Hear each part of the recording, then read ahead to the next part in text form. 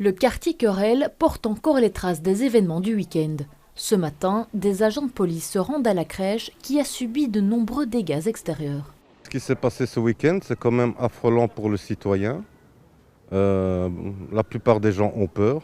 Et il y en a beaucoup qui n'osent pas sortir. J'espère bien trouver les auteurs, on est déjà en train de les identifier et leur mettre à charge les dégâts qui ont été causés. Parce que rien ne peut justifier la violence et encore moins le fait de s'attaquer à une crèche, à des pompiers ou à des véhicules de particuliers. Et donc c'est de la fermeté par rapport à cela car les habitants des Marolles ont droit à la quiétude. Selon des témoins, c'est un contrôle violent sur un père de famille qui met le feu aux poudres. S'ensuivent des attaques contre les pompiers et les policiers vendredi et samedi soir. Pour les riverains, les fautifs ne viennent pas du quartier. Ce jeune a été auditionné 3 fois en 3 jours.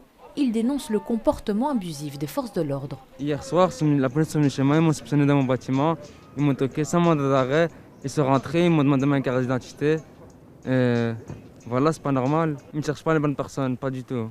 Bilal travaille depuis 30 ans avec des jeunes des Marolles. Le quartier, il le connaît bien. Pour lui, il y a quand même des policiers qui ont de bons contacts avec les jeunes. On constate vraiment une grande différence en journée quand les commissariats locaux sont ouverts, où là, les policiers présents, en général, c'est des policiers qu'on connaît, qui circulent dans le quartier.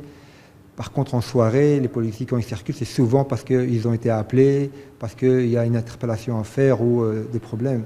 Et c'est des policiers que le quartier ne connaît pas. Pour l'éducateur, les fauteurs de troubles peuvent venir d'autres quartiers. Ils se déplacent souvent. À partir du moment où il y a pas mal de problèmes dans un quartier, il y a une politique qui se met en place, souvent plutôt répressive que sociale.